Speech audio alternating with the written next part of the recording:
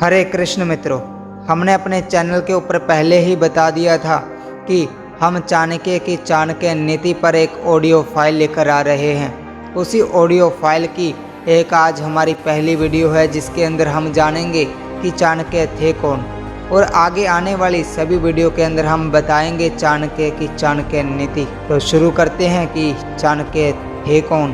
प्राचीन भारतीय संस्कृतम वाङ्मय के इतिहास में आचार्य विष्णुगुप्त चाणक्य अपने गुणों से मंडित राजनीतिक विशारद, कूटनीति में सिद्धहस्त एक छवि थे। उन्होंने नंद वंश को समूल नष्ट कर उसके स्थान पर अपने सुयोग्य एवं मेधावी वीर शिष्य चंद्रगुप्त मौर्य को शासक पद पर सिंहासन आरूढ़ करके अपनी जिस विलक्षण प्रतिभा का परिचय दिया, उससे समस्त विश्व परिचित है।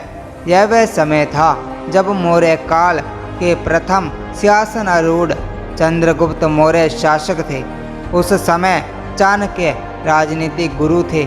आज भी कुशल राजनीतिक विशारद को चाणक्य की संज्ञा दी जाती है। चाणक्य अनोखे, अद्भुत, निराले ऐसे कुशल राजनीतिज्ञ थे कि उन्होंने मगध देश के नंद राजाओं की राजसत्ता का सर्वनाश करके मौर्य राज्य की स्थापना की थी। चाणक्य अनोखे, अद्भुत, निराले ऐसे कुशल राजनीतिज्ञ थे कि उन्होंने मगध देश के नंद राजाओं की राजसत्ता का सर्वनाश करके मौर्य राज्य की स्थापना की थी। चाणक्य का जन्म का नाम विष्णुगुप्त था और चनक नाम आचार्य के पुत्र होने के कारण इनका नाम चाणक्य पड़ा। कुछ लोगों का मत यह है कि अंततः कुशाग्र बुद्धि होने के कारण वह चाणक्य कहलाए। कुटिल राजनीतिक विशारद होने के कारण इन्हें कौटिल्य नाम से भी संबोधित किया गया। अनेक विद्वानों के मतानुसार कुटिल नीति के निर्माता होने के कारण इनका नाम कौटिल्य पड़ा। चाणक्य के जन्म स्थान के बारे में इतिहास मौन है, परंतु उनकी शिक्षा दीक्षा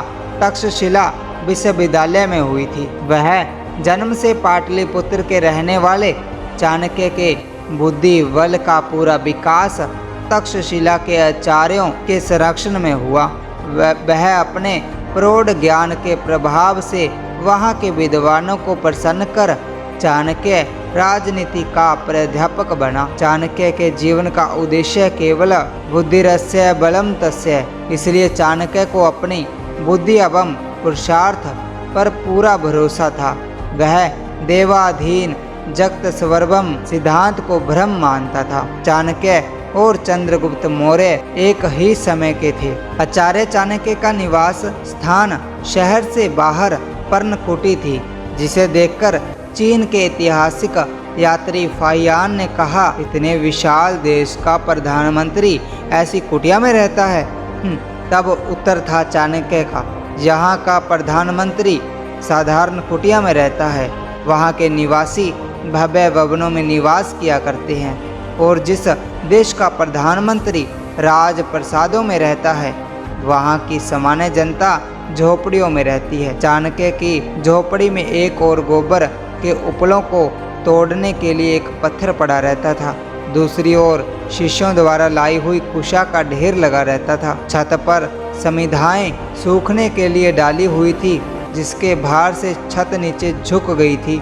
देश इतना महान क्यों न होगा जिसका प्रधानमंत्री इतना ईमानदार, जागरूक, चरित्र का धनी व कर्तव्य परायण हो। इन भावों को देखकर लोग दंग रह जाते हैं।